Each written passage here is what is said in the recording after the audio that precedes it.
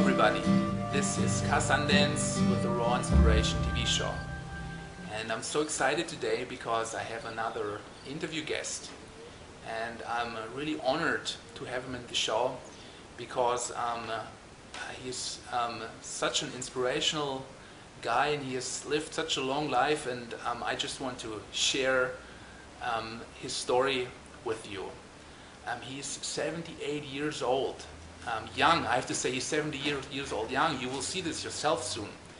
He's involved in raw food since 50 years. And he's still working, he's still helping people to improve the game of life, as he calls it. And I just want to get started right away. Ladies and gentlemen, brothers and sisters, please warmly welcome, this is Dr. Walter Urban. Hi, Walter. Hi, how are you today? I'm so fine, thank you. Oh, you got a great smile. Thank you, you too, Walter. Thank you. Yes. So, you know, just your story about being involved for 50 years in the raw food is so inspirational. Maybe you can just share with the viewers, how did you get involved with raw food and how is your experience after 50 years of doing this? Well, I got involved with raw food because I was lazy. Really? That's the truth. Because I would get a cabbage and peel off the leaves and sit and eat them. And I didn't know 50 years ago or more about raw food and raw food people, because it really didn't exist anywhere. So I just tried to eat really simply and fast and without any kind of preparation. So I would buy some celery and some carrots and I would wash them and I would sit and eat them. But I didn't know what I was doing, to tell the truth. So that's how I got started with raw food. And then little by little, as the movement became popular, then I began to identify more with it and study more about it, and then got more involved. At one time I was 100% raw food. I went through the healing crisis. I went through everything you go through, and I'm still, I would say, 98% raw food right now. So that's the story about raw food for me. So the 2%, I'm just curious, what is the 2% you eat? Well, occasionally, depending on the circumstance and social environment, I will eat, if I'm very cold, maybe something cooked to warm me up. But here in Costa Rica, that very, very rarely happens. That's right. But the other situation, to be honest with you, my wife is not a raw foodist with a completely different cultural background.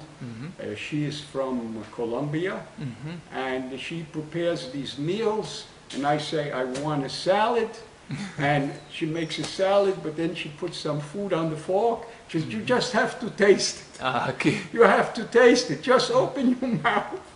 And so then I'm not eating raw food. I see. Yeah, because I don't want her to feel bad. But she is turning into that now. She's eating fruit for breakfast with me and a big salad for dinner.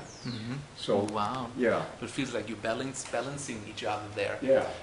You know, and the big amount of your diet, what exactly does it look like? How exactly do you eat that? Very easy. I eat fruits and vegetables and some nuts and seeds when I can find fresh ones. And for example, for breakfast I will have 5 bananas, 6 bananas, or 2 big plantains that are already sweet and mature. For lunch every day, minimum 6 days a week, I have a great big salad. So, and lots of greens, or how? Greens, yes.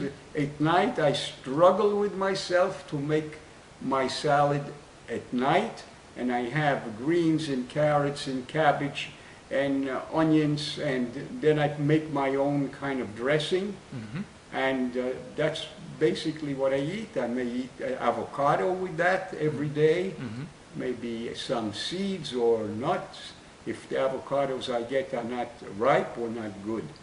So it's a struggle, because after putting in 10 hours or 12 hours of work, I don't want to make my salad. And so I struggled. And I wrote in this book, I don't know if you know about this book that I wrote, Do You Have the Courage to Change? Yes. Anyway, Just show it. this is the book, Do You Have the Courage to Change? And I wrote a story in this book about my struggle to make my salad at night.